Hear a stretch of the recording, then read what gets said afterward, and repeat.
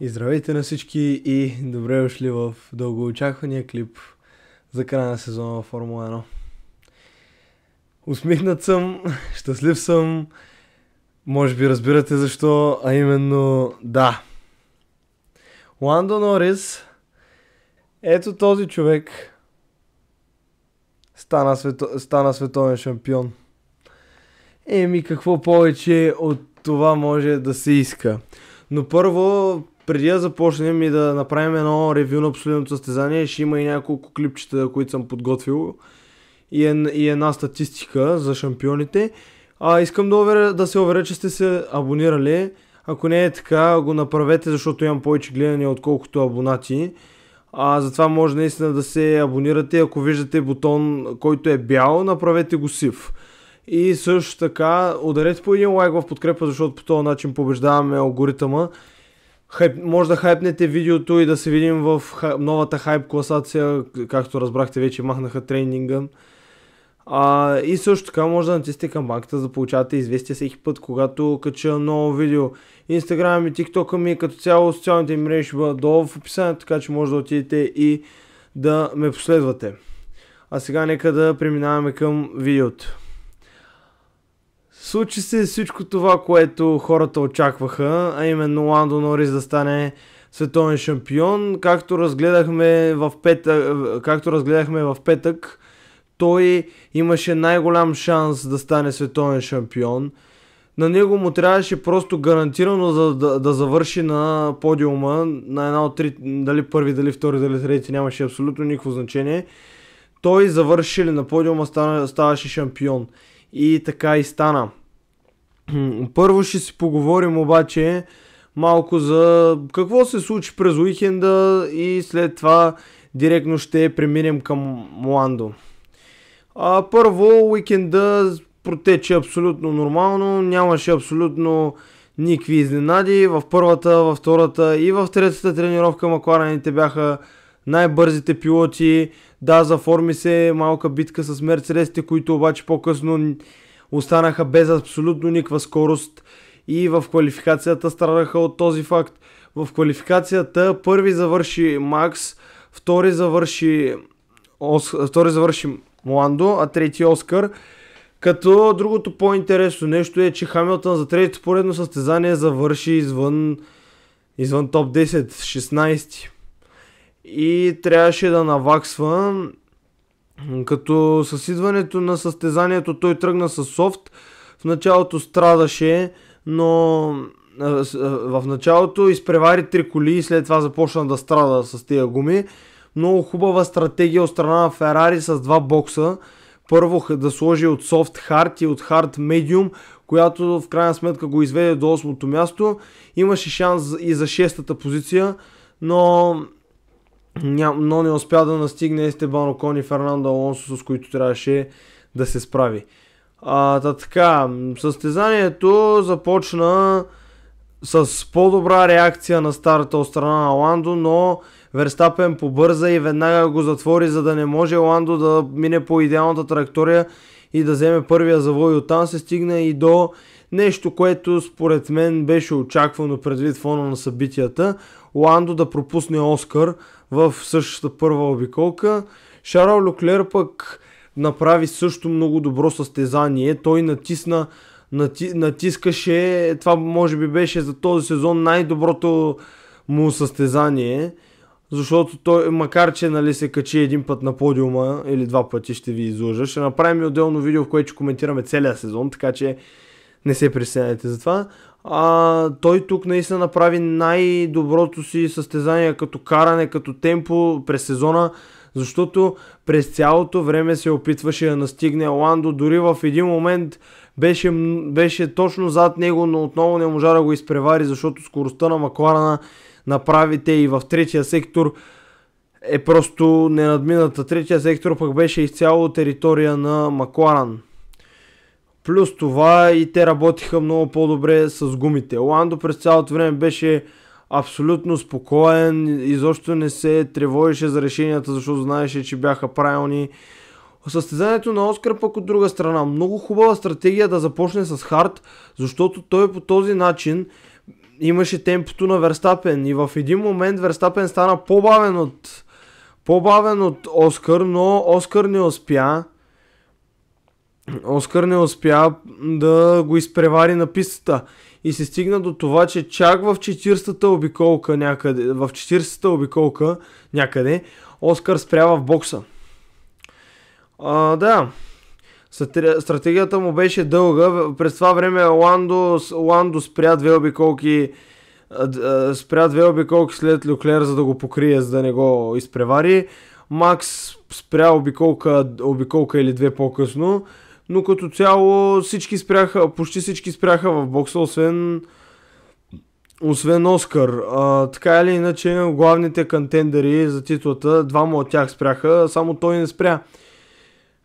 Което в последствие се оказа, че е било хубав ход, защото така или иначе дори да беше спечелил Оскар, отново нямаше да бъде шампион, защото неговия съотборник е на трета позиция и съответно той става световен шампион. Но той да беше четвърти, пак ще да стане, ако Оскар е първи. Тук идеята е следната, че ако в предното състезание Кими Антонели не беше допуснал грешка и Ландо не го беше изпреварил, сега точките щяха да бъдат 10, а не 12 и на Макс щеше просто да му е необходимо Ландо да не е втори. Ландо да бъде трети и ставаше световен шампион, но сега няма как. 2 точки е разликата от 423-421. Да. Макс също направи страхотно състезание, направи всичко онова, което се очакваше от него. Абсолютно всичко онова, което се очакваше от него. Поздравления за Макс, поздравления за Оскар за страхотно състезание. Оскар помогна на Ландо, но да, като цяло това бяха добри две състезания и за двамата. Но Ландо пък от гледна точка на това и тримата също, да го подчертая, не допуснаха нито една грешка. Всичко беше прекрасно. Ландо втория път вече след като спря в бокса,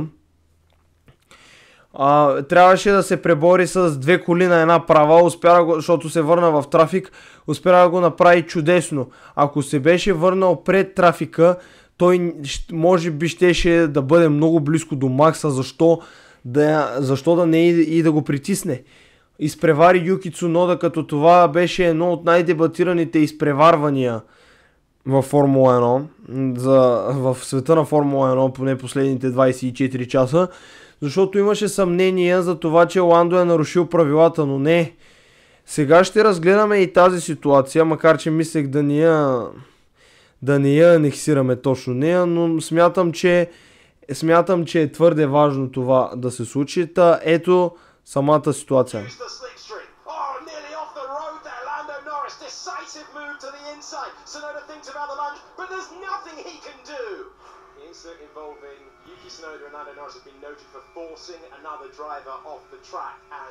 Lando Norris has now been noted for leaving the track and gaining advantage. Did he overtake with all four wheels off the road? Can Norris use the slipstream? Да дадем. За това нещо много се дебатираше дали Ландо трябва да бъде наказан. Но аз тук смятам, както и стюардите на пистата сметнаха, не защото ми е фаворита или нещо от сорта, а в тази ситуация Юки Цунода беше човека, който си промени повече от 3 пъти позицията, а това е недопустимо. И Ландо в момента вече, в който е затворил, той е тръгнал да атакува, той няма къде да отиде в случая. И това за взимане на предимството не е правилно, защото Юки го изтласка извън пистата и съответно той няма къде да отиде. Но това са тънки работи пред това, което се случи. На фона на това, че стана световен шампион по-скоро. Да. И в крайна сметка той с чудесна серия в последните обиколи. В крайна сметка Макс догони Оскар и го изпревари на пистата. И след това Оскар се опита с гумите медиум да го догони. Не му се получи. По едно време Ландо започна да го настига, защото имаше деградация на гумите, но и Ландо се отказа, защото нямаше смисъл. Така или иначе, той е световен шампион. Няма абсолютно никакво значение. Дори той в интервюто си след състезанието каза: за секунда не помислих, че съм световен шампион и какво се случва. Това го помислих 3 завоя преди да пресека финалната линия. Колко е специален този момент за него. Ето, почваме. Ландо Норис е световен шампион за пръв път в своята кариера, като, повярвайте ми, ще има още. Той заслужаваше тази титла с всичките усилия, с всичките грешки негови на отбора, които се случваха, с цялото това толериране на Оскар, толериране на Ландо, папая правилата, които миналата седмица им изяраха главата в Катар, но в крайна сметка Ландо е световен шампион. И датата 7 декември 2025 година той няма да я забрави в живота си. Това е най-специалната дата в живота му. Така де, сега вече почваме да си говорим за Ландо. Невероятно каране, абсолютно невероятно каране през целия сезон. Просто наистина аз съм толкова ми е яко, че нямам думи, с които реално да го опиша това нещо. Но все пак трябва да кажем нещо. Уникално се представи той и в самото състезание, хладнокръвен, не показа колебливост нито за миг, не допусна нито една грешка и в крайна сметка взема това, за което той беше дошъл. А Изак Браун в петък, дори в видеото в петък, в което коментирахме кой ще стане шампион и разглеждахме възможностите, ако не сте го гледали, може да цъкнете на канала и да го гледате. Там Зак Браун в петък разкри още, че ако папая правилата не противоречат на това да има заповеди в бокса, как да го разбираме това? Тоест, ако в състезанието се стигнеше до момент, в който Оскар трябва да пропусне Ландо, щяха да се обадят по радиото на Оскар и да му кажат, че трябва да направи това. А и те през цялото състезание се опитваха да опазят Ландо и Оскар беше напълно съгласен с това решение на отбора. Подготвил съм и няколко клипчета, които трябва според мен да бъдат видени, като първото клипче е с Луис Хамилтън.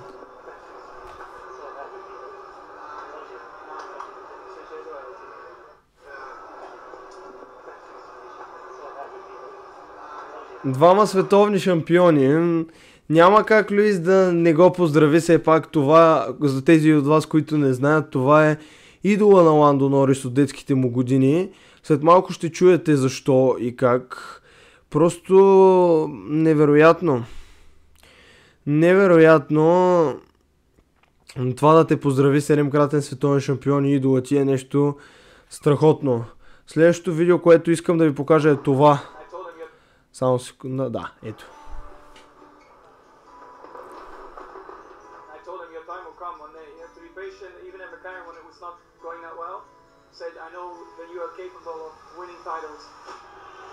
Lando Norris is the Formula One World Champion!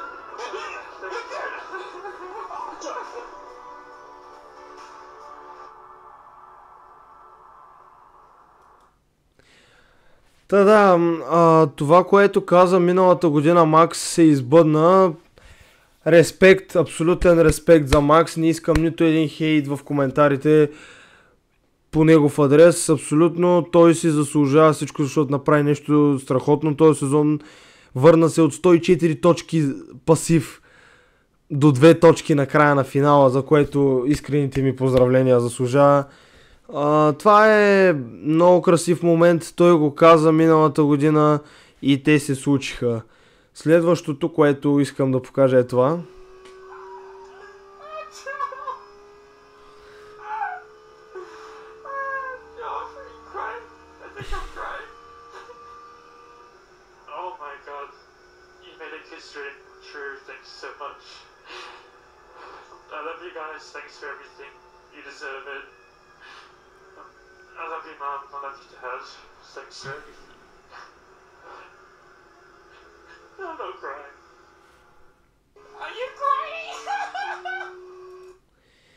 Това, което каза миналата година Ландо, next year is my year, отново в Абу Даби, когато спечелиха световната титла заради него, при конструкторите заради неговата победа, и то се сбъдна.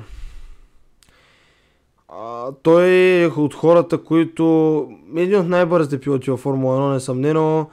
От хората, които последните години работи много здраво за тези успехи. Макларен също работиха и най-накрая им се отплати. 2019 година тук станаха трети при конструкторите и заради това беше това емоционално радио.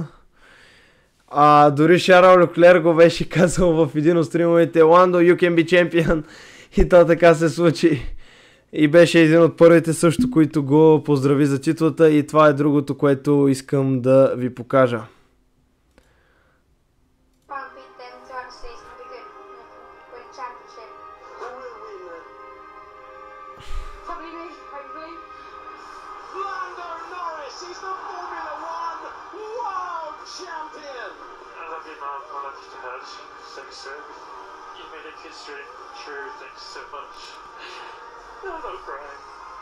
It's the promised land for Lando.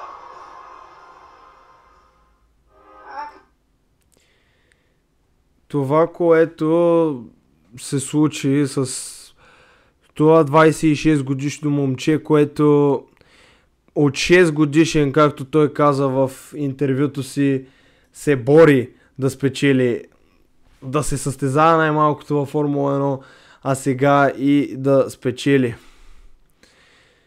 Нещо абсолютно невероятно.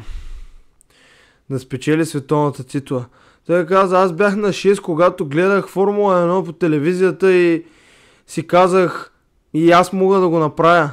И през последните 20 години само за това се е борил и най-накрая го постига.